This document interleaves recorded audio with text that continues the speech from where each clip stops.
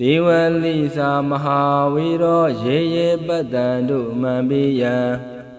ဒေဒေပတ္တန္တုပရမံသနဗဒံပူဇယန္တုဒေဝလိရှင်ဒေဝလိမထေမြတ်သည်မဟာဝီရောဇကြီးမြတ်သောရရင်ချင်းလည်းရှိတော်မူ၏တန်တာတော်ရှင်ဒေဝလိမထေဤ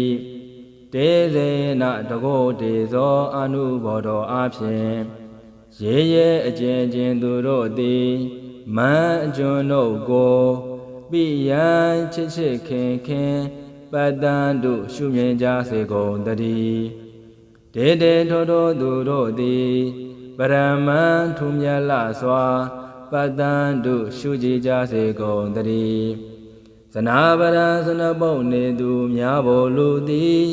ပူဇယန္တုပူဇော်လာကြစေကုန်တည်း